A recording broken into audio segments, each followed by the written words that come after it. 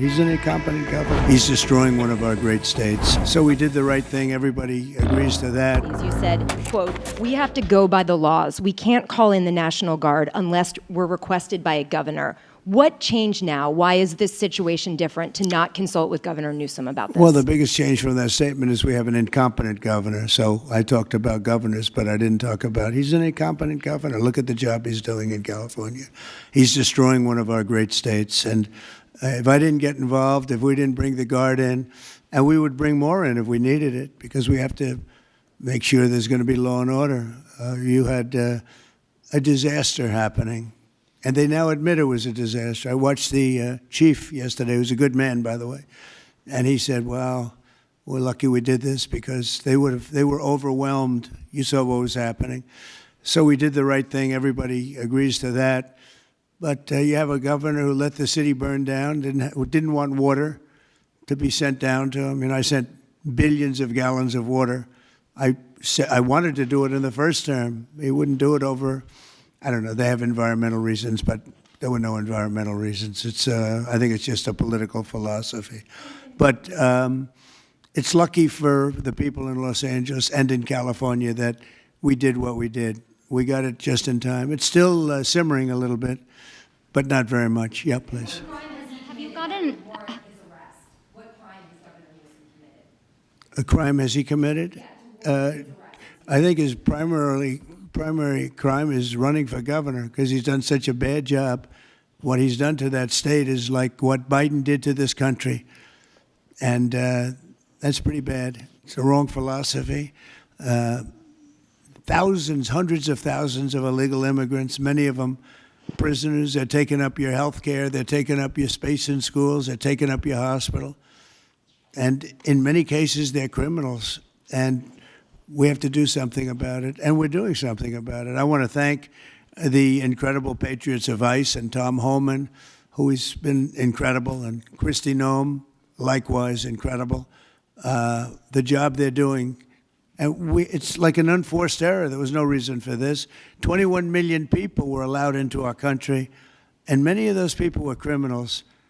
And it's a shame. It's a shame. But we're getting them out. And I will say, I think it's a 95-5 issue, just like so many other issues, 95-5. And the Democrats lost an election in a landslide because they're on the wrong side of the issues. I mean, it's not even conceivable that somebody would do the kind of things that he did. And then, you talk about projects. They want to build a train going from San Francisco to L.A., and it's costing hundreds of billions of dollars more than they thought it was going to cost. It's not even believable. To Brad and to people sitting here, would you believe that a train, it was going to cost X dollars and it might be 100 times X? Would have paid for this for about 50 million American children. You're right. 50 million American children instead of a 3-mile train track that never got built. We could have put Lincoln in charge with no experience. He would have done a good job. I guarantee you that. All right, please, Peter. Mr. President, have you gotten an update from your negotiating? Thank you, President Trump. So it seems like Gavin Newsom likes the attention that he's getting right now from you. I do. Yeah, I think it seems like he does. If you look at recent history, somebody who was running for president, you, who got arrested and had a mugshot, you could make the argument that politically that wound up helping you. Are you worried at all at this moment that talking about him getting arrested could be helpful to his political prospects? Because a lot of people think he wants to be sitting right where you are.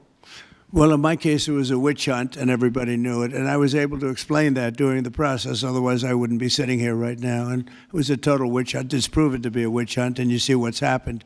In his case, it really is very obvious. You look at what's happened between the fires, I could name 10 things right now. We talk about the trains. We talk about all of the costs in California. You talk about all of the people that are flowing in, destroying life for everyone else.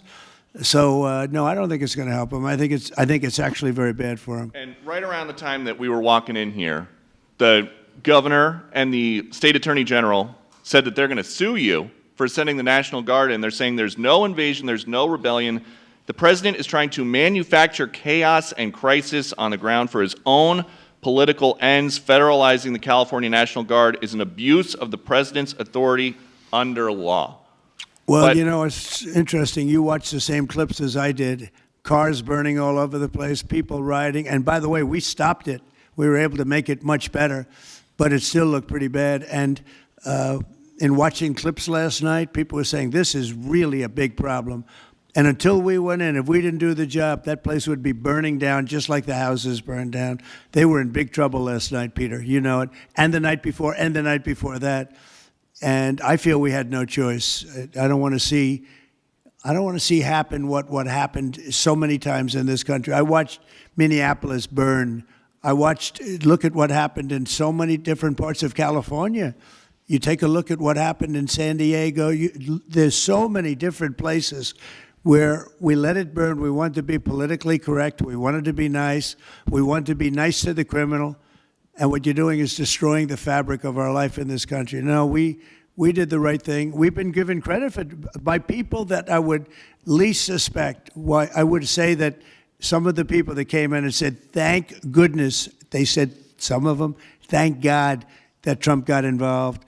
And I'm very happy I got involved. And I think Gavin, in his own way, is probably happy I got involved. Yeah, go ahead, Peter. What do you make of the fact that he says, you want a civil war on the streets of America? No, it's just the opposite. I don't want a civil war. Civil war would happen if you left it to people like him.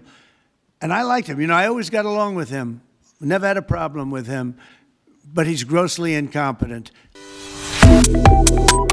Subscribe to One India and never miss an update.